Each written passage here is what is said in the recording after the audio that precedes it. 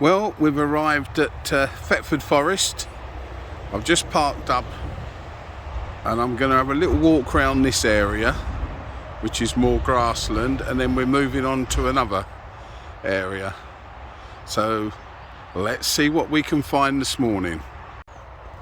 Now I think I've just spotted a lovely young blusher. I think it's a blusher. There we go. Probably come up last night or yesterday afternoon. Lovely and fresh. A beautiful colouring. It looks a bit dark for a blusher, to be honest, but I don't really want to pick it. I'll take some pictures and then I'll if it's any different, I'll put it on the description. But look at that, isn't it lovely? That's a perfect example. Nice and fresh. A morning blusher, I think. So let's move on and see what else we can find. Well, I've decided to pick it, and it is a blusher. See on the skirt? Those little lines. Look at that skirt. You see those little lines? That's a very good way of telling a blusher. And there is that hint of pink where it's damaged. But look at that. Beautiful cap. It's like somebody stuck them on. That's the remainder of the vulva where it came out. Look at that, isn't it beautiful? Isn't nature a wonderful thing? So yeah, that's a blusher, a nice morning blusher. So let's see now what else we can find. Well, next up we've found some champignons. We've got a few champignon mushrooms, fairy ring mushrooms. But it looks like somebody's got here before me. Some of these old ones, look, are real dried up. See them ones? Look, they're so dried where it's been dry. But that's a nice example left. But somebody's got here and picked most of them. I can only see the odd one or two. So somebody's had a nice fried fairy ring mushroom breakfast. So on we go. Here we've got another ring of fairy ring mushrooms, champignons. As you can see, that ring, how it goes round there. So some of these would be nice to pick.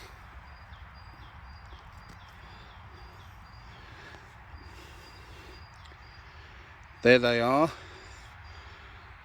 As you can see, the gills don't go right up to the stem. There's a little gap. They don't touch the stem, look.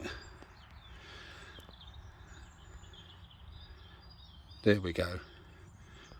They're lovely. They're nutty, very nutty taste. They love moisture. You can dry them, and when you put them back in stews or anything like that, they swell up just like they are now.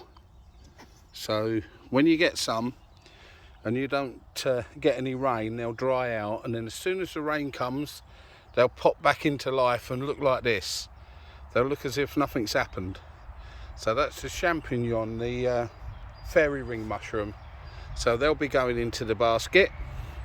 So onwards and see what else we can find. Now we've just found a lovely fresh bunch of yellow staghorn. There we go.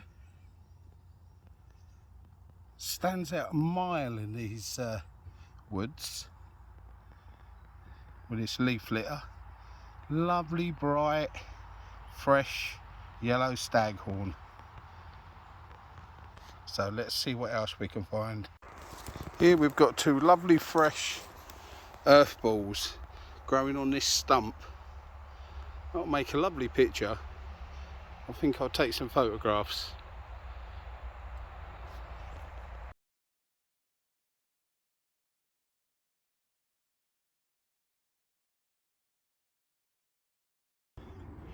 Well, I thought I could smell rotting meat, and as I carried on it got stronger and stronger, and now we know the reason why, don't we? There we go. A stinkhorn. And the flies are still on it, taking all that black sticky solution away that carries the spores. Nearly all gone, look, still a bit at the bottom, but that's a stinkhorn that probably came out yesterday evening by the looks of it, because they'll soon get rid of it. So let's carry on and see what else we can find. Here we've just found some raspberry slime mould, but it's a little bit over its best. It's more pink now. It would have been a nice raspberry colour, like mousse, raspberry mousse, like I've showed you in some of the previous videos. But we're still picking little things out of the woods. Let's carry on. We've got an area here with lots of beech trees. As you can see, the ground is littered with beech nut shells. So beech trees are one of the best trees to find fungi. Beech trees, oak, silver birch. So there's a good chance we might find something. Is it wet enough? I'm not really sure, but we'll carry on. I've just seen this morning two things that really, well, one thing, but twice I've seen it. I can't figure it out, but why do dog walkers go through all the trouble of taking poo bags with them, picking up the dog mess, only to chuck it in an edge or hang it from branches? And I mean hang it from branches. If somebody can tell me the reasoning behind that, please tell me in the comments, because I just don't understand it. I don't understand why you would go through all that trouble without taking it home and putting it in the bin, or putting it in a dog bin on the road.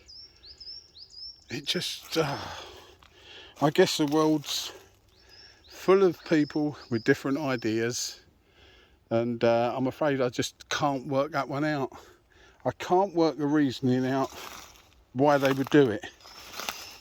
I can understand people just letting their dogs crap everywhere and leaving it, because you see that all the time. But to actually go to the effort of taking the bags with you, bending over and picking it up in a wood, and then chucking it into the bush, I just don't understand it. So if anyone knows, please tell me. So that's Friday rant over. So that's the end of my walk this morning. Still dry, still no boletes popping up. Hopefully the next couple of weeks they will be.